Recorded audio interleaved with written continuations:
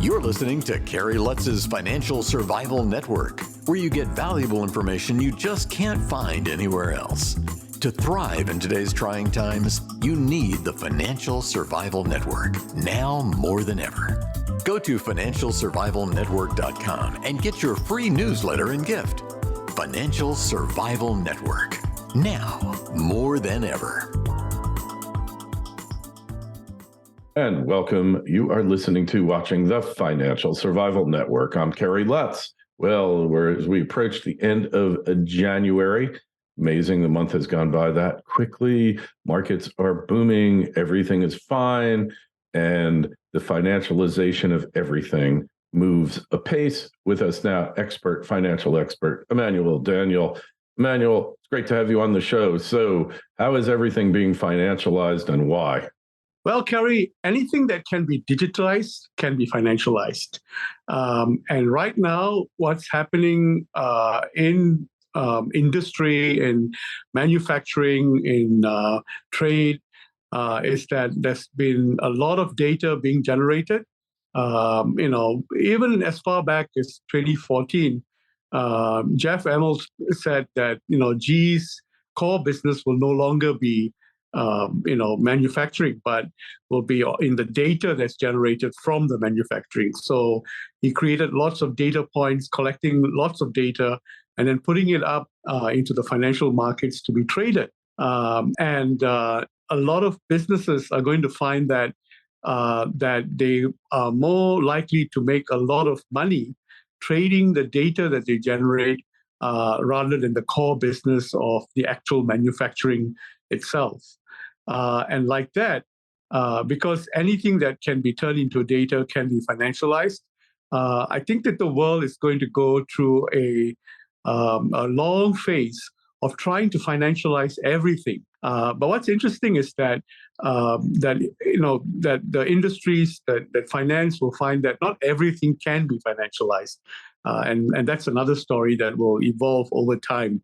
But right now, we're just entering the phase where, because businesses are generating lots of data, and the data can be digitized, and therefore it can be financialized.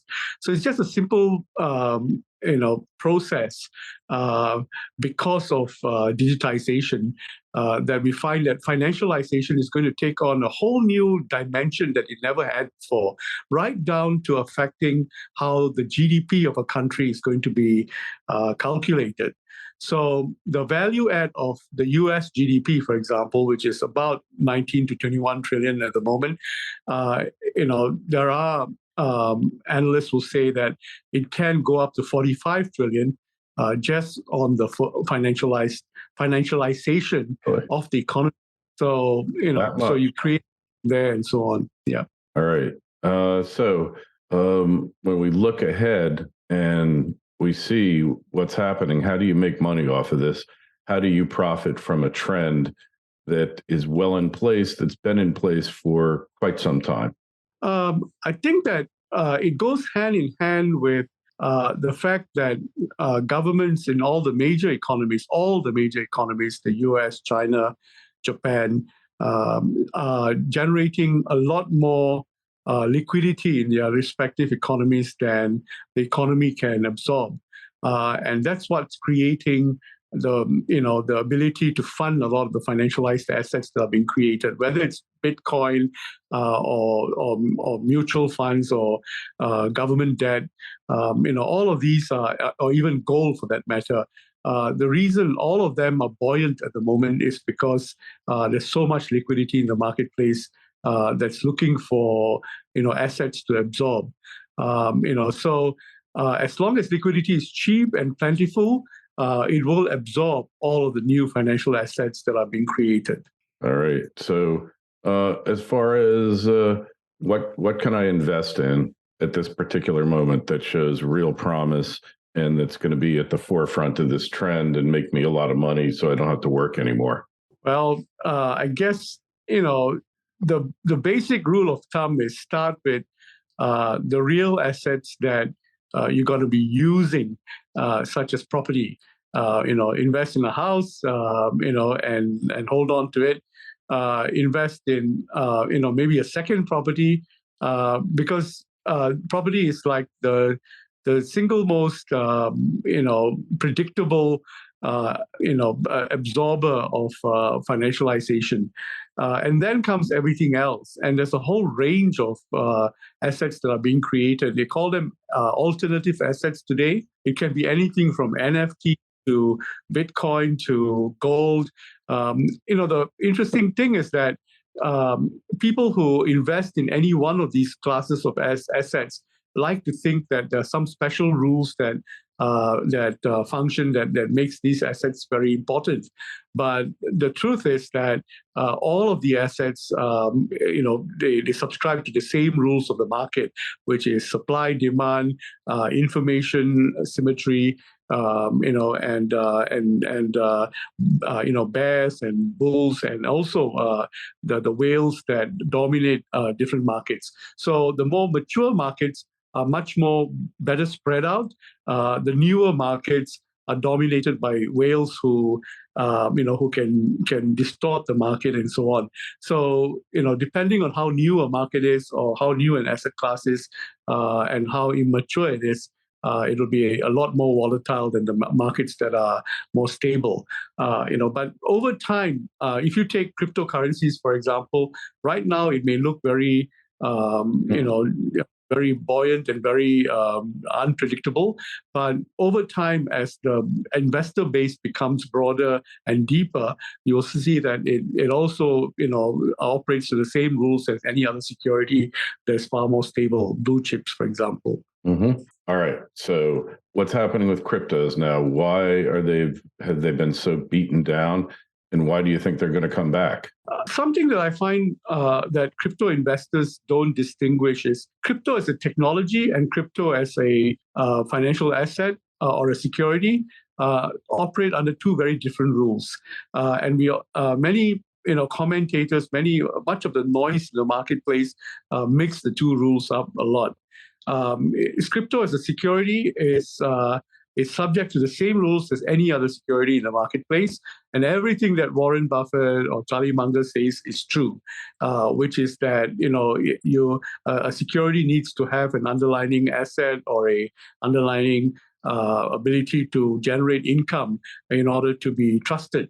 And if it isn't, then it's actually speculative and dependent on how much liquidity there is in the marketplace and so on. But crypto as a technology is actually marching very, very well and on solid ground. It is developing very robustly. Everything that's happened in crypto, in the crypto markets in terms of the fraud and so on, you would find that any investor in crypto, in Bitcoin, for example, or any of the crypto assets that were being generated, but even FTT, would have been able to follow the transactions very, very transparently right through the process. So the technology itself is evolving, and for that we need to look at the functionalities and the utilities that are being created on the technology to try and get a sense of where it's taking us into the network world. And when we move into the network world, we are subject to a whole different set of rules that we're not familiar with, or they're just being put together that don't operate in the securities world that we are familiar with. All right. So you're optimistic about the future, or are you pessimistic about it? Optimistic about the future of crypto? Of cryptos, of the financialization, or will it just be another way that the mighty and the powerful basically take advantage of the weaker, financially weaker, less sophisticated, less knowledge? See, the thing about the financialization of everything is that it's being fired up. It's being it's being driven up by the ability of entire nation states to generate debt, and with debt becoming the economy, there is no there's no limit in terms of how much debt any of the major currencies or major countries can generate. And it's only a function of whether there are enough investors out there who would want to invest in the debt. And the U.S. stands at the forefront as being the one country that most investors trust. And so all of the debt that is generated in the U.S. does find buyers around the world, investors around the world. And you take every other country on the same basis and look out for what the appetite would be for the debt that they generate. The debt that's generated then fuels the digital economy, the financialization of everything. And then it creates an inflation on the valuation of the debt that then becomes another question as to how sustainable it will be in the long term. There are many economists who say that, there are countries that cannot sustain generating as much debt as they do. But if you look at the US economy itself, it's been generating debt from the first day of the union being created. Right through the Civil War, right through the 1990s, the early 1900s, into the Great Depression and so on, the U.S. has always been generating debt. So, the ability of other countries, whether it's the EU or China, to generate debt that is beyond the ability to pay is actually quite profound. It's, there's no limit to which they can go. In fact, right now, Japan, for example, has a debt that is 230% of the GDP of the country, which the only reason the Japanese debt doesn't see instability is because most of it is invested by its own people. So China, going on to beyond 100%, the US has already exceeded 100%. The US debt is like 29 trillion. And the GDP is 20 trillion. So for all of these economies, the ability to meet their debt obligation is now a moot point. The question is, whether there will be investor appetite to absorb the debt globally. So we're actually entering a very, very different phenomenon today than what we've known, for the last, since World War II. So, and that's the realm by which, it is, there's so much comment, there's a lot of commentary on the ability of countries to sustain that debt. But the thing about digitization is that it enables investors to absorb that debt. And then the question is for how long and for how large, the debt has been created. All right. Well, I see your point, but don't you reach a point where it just, you can't take on any more debt? Is that possible? Don't just survive, thrive. The Financial Survival Network. Torque Resources is an exploration company establishing a portfolio of premier copper-gold early-stage projects in Chile. Torque's management and technical teams have a strong track record of raising capital, discovery, and monetization of exploration successes. The company's Margarita copper-gold project is located within the prolific coastal Cordillera Belt in Chile, which hosts some of the world's largest and most profitable copper mines. The Margarita project possesses excellent discovery potential for a major copper discovery due to the strength of the alteration system, large-scale magnetic targets, and the presence of copper oxide mineralization. Drilling is anticipated to begin in Q3 of this year. Torque trades in Canada under TORQ and on the OTC under TRBMF. To learn more, go to torqueresources.com. That's torqueresources.com. This is the Financial Survival Network, the information you need to thrive now more than ever. Well, the U.S. has demonstrated that you can take on as much debt as long as there are investors who trust you enough to want to take on your debt as their national asset. So many central banks take on U.S. Treasury bills as part of their central bank asset base. In fact, by the way, the Bank for International Settlements has laid down rules now by which central banks can also take on cryptocurrencies as part of their asset base on their balance sheet from 2025. So the balance sheet of central banks are going to look very different going forward. Then the question is, the other major nations around the world, when they issue debt, how many other central banks are willing to take on their debt onto their balance sheet? So it's a matter of perception. So that's something that I say in my book, which is these are now matters of perception rather than any underlying asset or an underlying understanding of underlying value that's being generated. Okay. So the answer is we don't know yet. But what we have in many of these countries, quantitative easing, is the central bank buying the country's debt.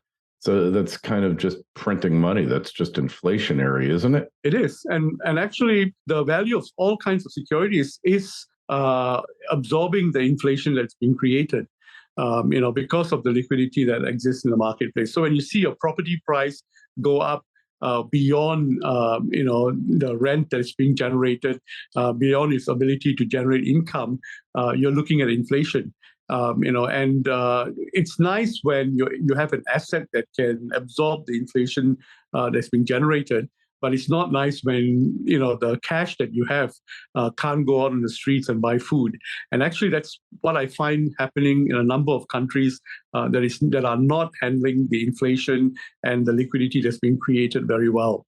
That it creates profound amount of instability at the grassroots levels. Even in the U.S., the difference between the rich and the poor has been building up because no amount of employment that you do in a year will be able to generate the amount of profitability that you can generate trading assets. So the people who are financialized are actually making more money than the people who exist in the real economy. And this is where the dichotomy will create lots of social tension going forward. All right. Well, so if I could paraphrase you, as Will Rogers said, invest in inflation. It's the only thing going up, right? Yep. Well, that's an easy phrase to use. Absolutely. And then the question, which of your assets will be able to ride the inflation? Whether what you're investing in is speculative assets or assets which have a use like property, and the speculative assets, you're in for a wild ride, and how it goes up and respond to all kinds of market sentiments, whether it's inflation rates, whether it's what central banks put out in news and stuff like that. All right. Well, I'm investing in inflation. That's what I've done the past 3 years. Right when all of the global pandemic started and the health issues arose, I knew that was a super inflationary environment. It's paid off handsomely for me. And so if you look at things like energy, like precious metals, like other assets, like real estate, artwork, it's all going up. But like you go to China and you see the Rolex index is down. I mean, a Rolex is definitely a tangible object. It's a collectible. Certain ones. Rolexes are doing badly, but art is doing well. Discretionary income, and the Rolexes affect a certain category of new wealth, and artwork tends to, influence people who have maybe older money, more stable money, more discretionary income, and so on. But one interesting thing that you pointed out is that that if you invest in inflation, the problem with investing in inflation is that it means different things in different economies. In China, for example, the discretionary income or the discretionary spending is much lower than in the U.S. because some of the baseline parameters are not in place, such as healthcare, education, and so on. So So people are investing in those more than they are in discretionary spending. So each country is different in that way. What's interesting about China is that it's a country that became very wealthy very quickly, but domestically in China, it did not have as broad as asset classes as a well-developed economy like the U.S. has. So many people invested in property more than anything else because there was hardly anything else that was available. Even securities in China, 70% of the market is actually owned by the state, and so the securities available for free float were not as large as in a much more open market. So China will see different dynamics working through. People become poor much faster because the asset classes are fewer and they shrink a lot faster. But wealth was created faster right up to this point. So that's a ball game that's worth watching into the future, well into the future. But like the U.S., it's the state that is pumping liquidity into the marketplace, and it has its own story that way. Very, very true. Well, Emmanuel, appreciate you coming on, sharing your insights with us. Fascinating times we are living in. And I still think inflation investing is the only way to go for at least the next decade. So invest in inflation. It's the only thing going up. Emmanuel, where do we find your work? How do we buy your book? Where is all that? Okay, EmmanuelDaniel.com. That's the easiest place to find me. My name in one word. My book is on that page, and then from there, other things that I'm saying as a result of the things that are taking place today. So I continue to write from the basic principles that I put in place in my book about the financialization of everything. And that debt is the new economy. So when I say debt is the new economy, I'm actually saying exactly what you said. Invest in inflation on this side of the coin. Yeah, well, true inflation is an increase in the money supply, but they have so many ways to hide it now that it isn't enough to look at M2, M3, and all that. You got to look at total credit out there, all these things. Well, we appreciate it. If you've got a question for Emmanuel, myself, shoot us an email, kl@kerrylutz.com, and go over to financialsurvivalnetwork.com. Show notes of this interview, click the link. You'll get right to Emmanuel's website. And while you're there, sign up for our free newsletter. Emmanuel, fascinating times, fascinating take. We will definitely have you on again. Thank you very much. Thanks for listening to Kerry Lutz's Financial Survival Network, your solution to today's trying times. For the latest, go to financialsurvivalnetwork.com. Financial Survival Network, now more than ever.